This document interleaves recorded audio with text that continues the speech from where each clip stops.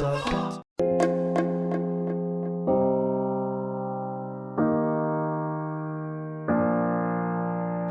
Will Shapelsky. I'm a junior applied math and Spanish double major. I'm Evan Myers. I'm also junior, and I'm a Spanish and political science double major.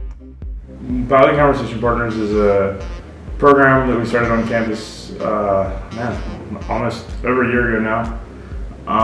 And essentially the idea is to help students who are learning another language partner with native speakers who are already on campus. So, for example, we have a lot of Spanish majors that we work with who partner with our Latino faculty and staff, and essentially that allows them to get like one-on-one exposure with native speakers on a regular basis, which is something that a lot of times they don't even get when they're studying abroad or when they've never had it before.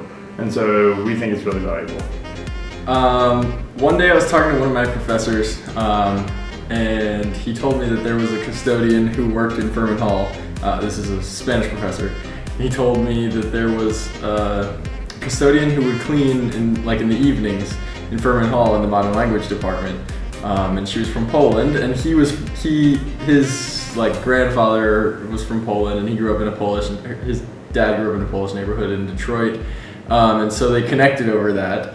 And at that point I realized, wow, there must be so much linguistic diversity just on campus already that is like an untapped potential. Yeah. And so basically Evan helped refine the idea. Yeah. Originally it was going to be sort of English teaching, but we refined it down to a mutual conversation program so everyone gets something out of it.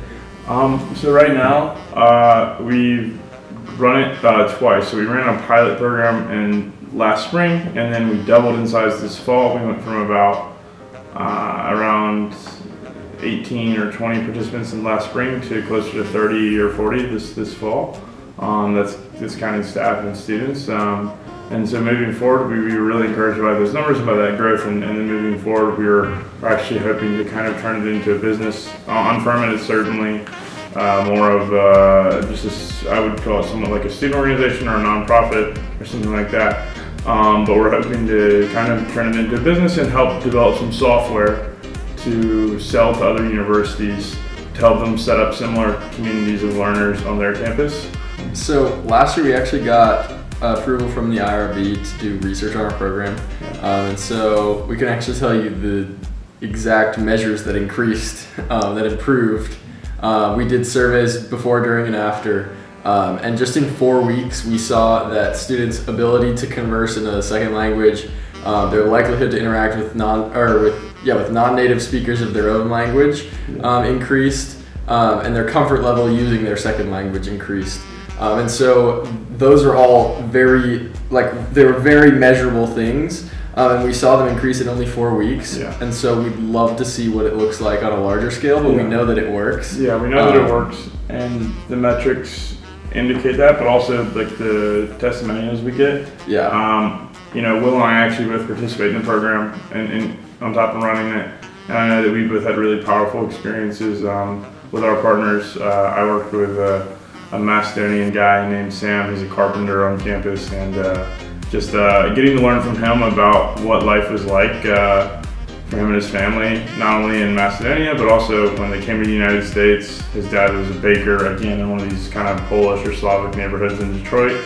And just hearing about that and how, he always tells me that for him coming to the South has been great, but he never used to share his culture with anyone because in comparison to where he's from in Macedonia and then also Detroit, there's just not the same community here. And I think that he shares this feeling with a lot of other participants in the program that it's an outlet for, it provides a sort of community and an opportunity to share your culture with others.